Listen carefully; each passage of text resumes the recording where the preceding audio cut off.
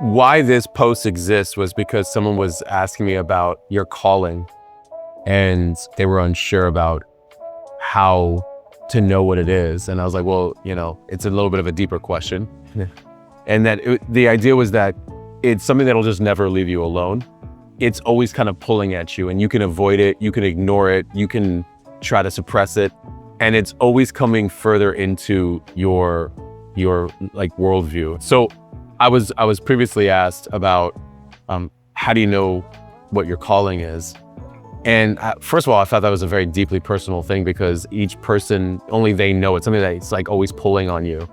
And we tend to overthink it a lot because we try to avoid it in drowning ourselves in like a lot of other work and other things that may be even adjacent to it, right? But I was giving the advice that your calling is something that just will never leave you alone.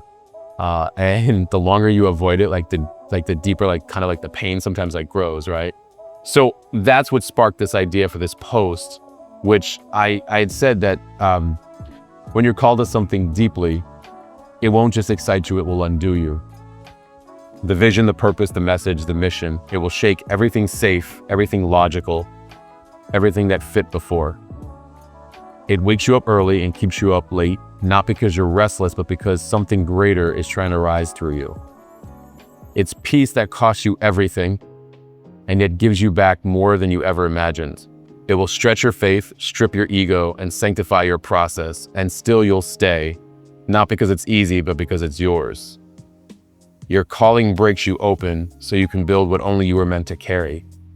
And that's why it's deeply personal, because your calling is asking you to let go of everything else you thought you wanted or you were told that you wanted, only to do the things that you were meant to, like were specifically meant for you to do. And that doesn't always come with a blueprint the way the world is normally used to being told what to do, right? If you do these things, this is what you'll be successful, this is the outcomes, this is typically what happens, here's what you can expect, etc. That's safe. That's actually really safe for a person, because then they can quote unquote predict what is most likely going to happen with their life, and at the same time feel completely unfulfilled in doing it. And so, yeah, it'll strip your ego. It'll require that everything you thought you wanted, you didn't. It'll actually challenge your entire way of being, only because you didn't think it could either be that easy, that fun, or that aligned. And we're so used to like it having to be hard, right? Everything has to be hard. I'm not saying that there's not hard work involved. It's just that, like, especially with your calling, it's just that we're so used to it being like, oh no, it's going to be hard. It's going to be hard. I found that from going after the things that I was most called to do, I had to let go of ideas. I had to let go of money. I had to let go of people. I had to let go of all of these things that felt safe. And then all of a sudden you feel like you're flying without a parachute, like you're, skydiving without a parachute, right? And then you realize actually it's just breaking you down so that you're only doing what matters and like what actually moves you. And you then also find yourself with boundaries, a natural filter for like who you work with or who you're around and like what you do. It stretches you because suddenly what you thought you would be doing with your life and at what point you'd be doing it with your life and how long or how short you thought it would take, it's nothing like what you thought. And so it challenges your thinking, right? It challenges your perspective. It humbles you in every way, because everything that you were expecting happens on a completely different timeline than your own. And that's where you also learn God's timing versus your timing. And you want God's timing. You want that version, but again, that'll stretch you because you're hoping for it to like be sooner or look a certain way. And then you realize like how much you really don't know about the bigger vision that's like calling on you. And so you have to then move completely out of faith, right? The whole thing is faith because you're supposed to move without all the answers, and then you're supposed to receive every answer from every single move. And that is very, it can feel very unsteady because you're not the one in control. So yeah, so when you're called to something deeply, it won't just excite you, it will undo you.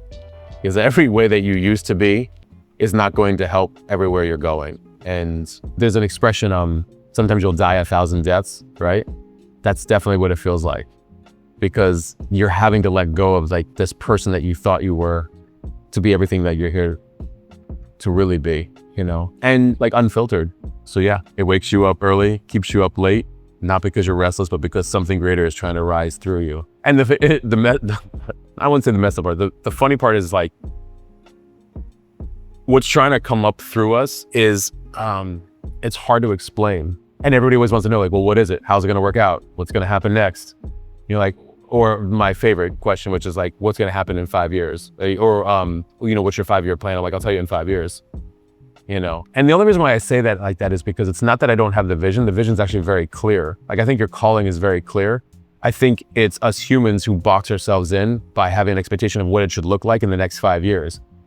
I don't know what it's going to fully look like. I just have an idea of what I have on my heart.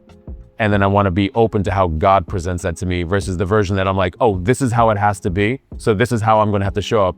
Yeah, but what if I'm forcing an area that isn't even supposed to be that, just because I'm using, you know, my limited view versus, you know, God's plan?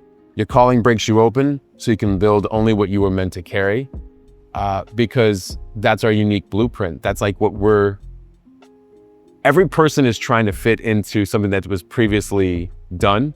And I definitely think you can play in the same domain, because I just think that if you're going to play in any kind of industry or domain, you should bring your own unique perspective and, you know, individuality to it. Like, push the industry, push the skill set. Don't like copy it, right? So yeah, your calling will definitely crack you wide open. So